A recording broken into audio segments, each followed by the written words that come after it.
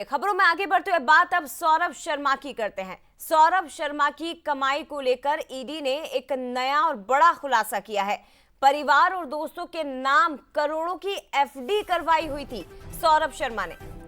जहां अपने बेटे अविरल के नाम पर लाखों की एफडी थी, तो सौरभ शर्मा ने जीजा को 3 करोड़ की कोठी गिफ्ट की थी। मां के नाम पर उमा निवास कोठी का नाम रखा गया था।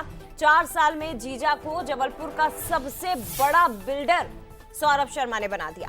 रिश्तेदारों को छोटे मोटे नहीं, करोड़ों के गिफ्ट देता था।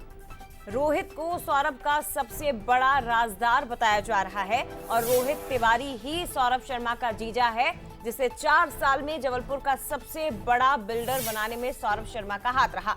ईडी को सौरभ के यहां 23 करोड़ की प्रॉपर्टी मिली है। 9 दिन के अंदर 3 एजेंसीज ने यहां कार्रवाई की। अभी तक 93 करोड़ से ज्यादा की संपत्ति का खुलासा हो चुका है। फर्म और कंपनियों के जरिए निवेश का भी खुलासा हुआ है। सौरभ और बाकी जो उसके साथी हैं, उनके यहां 89 करोड़ की संपत्ति मिली। तो 40 करोड़ का सोना चांदी बैंक खातों में 7.5 करोड़ रुपए मिले हैं। तो ना केवल सौरभ शर्मा बल्कि उसके जितने भी साथी सहपाठी थे, उन सबकी मुश्किलें बढ़ती जा रही हैं। हालांकि एक के बाद एक इस मामले में कई राज खुलकर सामने आ रहे हैं। सीधे रुख करते हैं, हमारे साथ रंजना दुबे इस वक्त लाइव जुड़ गई हैं। रंजना, बताइए क्या कुछ अपडेट, क्योंकि हर 24 घंटे में एक नया खुलासा सौरभ शर्मा को लेकर लगातार हो रहा है। पहले भी क्योंकि ये बात कही गई कि उसने अपनी परिवार के नाम पर काली कमाई को अर्जित किया था, वो अकेला शामिल नहीं था, पूरी फैमिली ही भ्रष्टाचार में शामिल थी। लेकिन अब और भी नए खुलासे ईडी की जांच में निकलकर सामने आए हैं।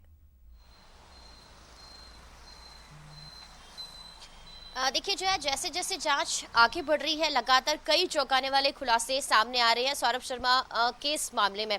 और लगातार इसमें 3 एजेंसियां जांच में जुटी हुई हैं जया, और कई ऐसे चीज़ें हैं जिनके बारे में जांच एजेंसियों ने नहीं सोचा था कि इस तरह की बड़ी बड़ी चीज़ें निकलकर सामने आएंगी। और कुल मिलाकर अब तक 93 करोड़ से ज़्यादा की जो संपत्ति है सौरभ शर्मा के यहाँ से, जो चाहे वो एफडी के माध्यम से हो या अलग अलग नकदी हो, इस तरह से जो अब तक सामने आई है, जिसमें ये भी कहा गया है कि सौरभ शर्मा का जो जीजा है उसको भी जो कोठी है वो गिफ्ट करी थी सौरभ शर्मा ने, और इसके साथ ही अपने जो रिश्तेदार हैं उनको भी करोड़ों के जो गिफ्ट है वो सौरभ शर्मा गिफ्ट किया करता था। लेकिन कई जो एफडी हैं वो अपने दोस्त और रिश्तेदारों के नाम पर थी, और इसको लेकर कई तरह की चीज़ें अब निकल कर सामने आ रही हैं। लेकिन जय, सबसे बड़ी बात यह है कि अब जबकि लुकआउट नोटिस जारी हो चुका है और दुबई में भी जो सौरभ है उनकी 150 करोड़ का जो आलिशान विला है उसके होने की भी सूचना अभी जांच एजेंसियों के माध्यम से सामने आई है। तो ऐसे में यही बात सामने है कि जो सौरभ शर्मा है वो करोड़ों का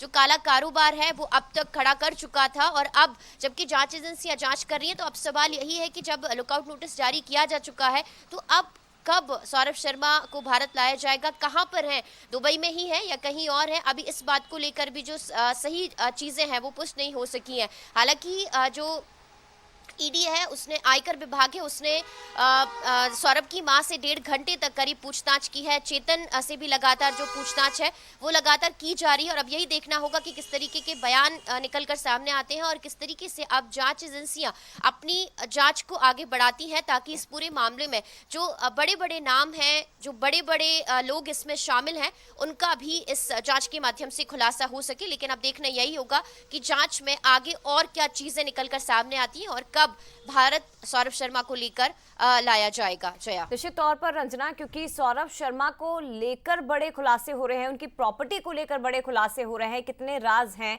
कितने राजदार हैं, ये भी धीरे धीरे सामने आ रहा है। लेकिन सौरभ शर्मा कहां है, इस बारे में स्पष्ट रूप से अभी कोई भी जानकारी नहीं मिल पा रही है, क्योंकि कभी उसके दुबई में होने की बातें कही जाती हैं, कभी ये कहा जाता है कि वो मध्य प्रदेश में है, ग्वालियर में, और कभी ये कहा जाने लगा कि शायद भोपाल के ही माफ करिएगा, भारत के ही किसी कोने में सौरभ शर्मा इस वक्त पनाह लिए हुए हैं। लेकिन कहां है किसी को नहीं पता। फिलहाल शुक्रिया आपका रंजना, तमाम जानकारी साझा करने के लिए। आगे बढ़ते इधर सिंगरौली